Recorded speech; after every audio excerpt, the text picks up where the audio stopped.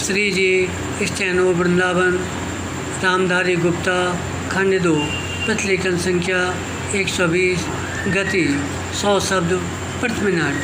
प्रारंभ करें। महोदय, ये सेनाएं सुरक्षा की पहली पंक्ति हैं विराम। इन्हें ही हमले का सामना करना पड़ता है विराम।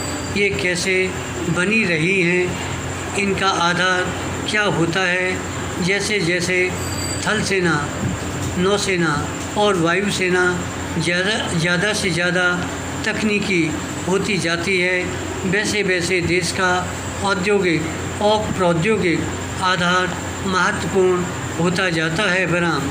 आप कोई मशीन, हवाई जहाज़ या कोई और बहुत तकनीकी हथियार विदेशों से मंगवा सकते हैं और किसी को उसे इस्तेमाल करना भी सिखा सकते हैं विराम।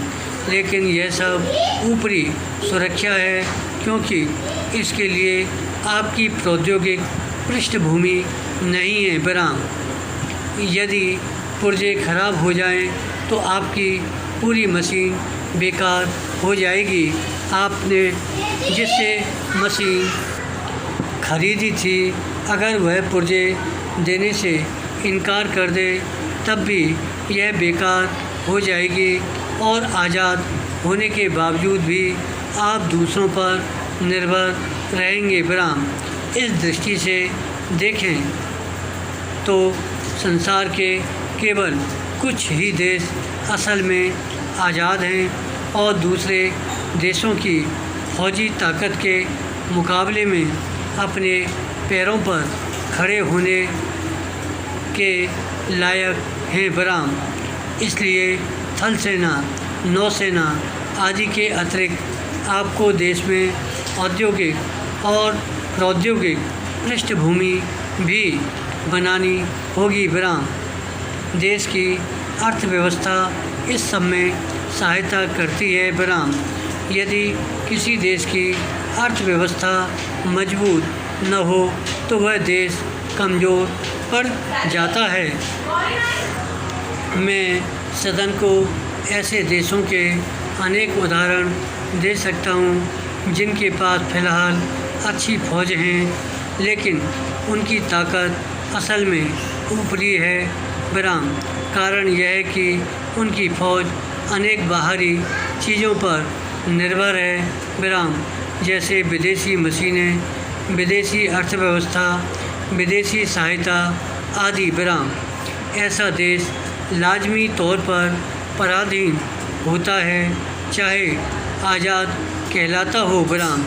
सुरक्षा में सेनाओं के साथ साथ आपकी औद्योगिक और प्रौद्योगिक पृष्ठभूमि, देश की अर्थव्यवस्था और लोगों का मनोबल भी शामिल होता है विराम।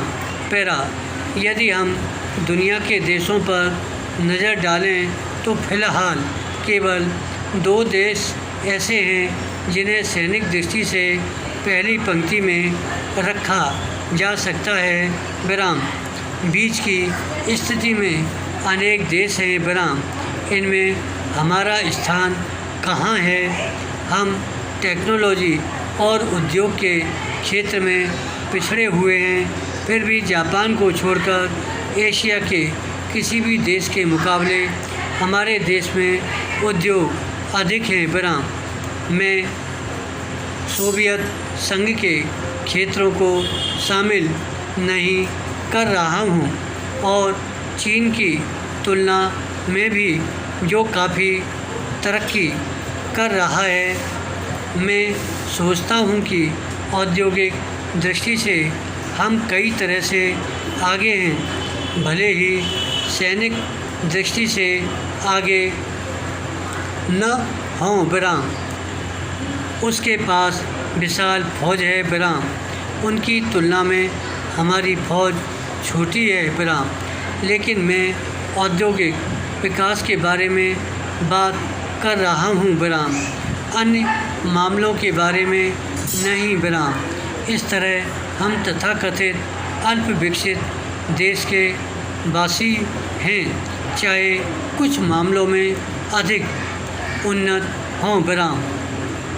परमाणु ऊर्जा क्षेत्र में हम शायद दुनिया के आधे दर्जन देशों में हैं विराम।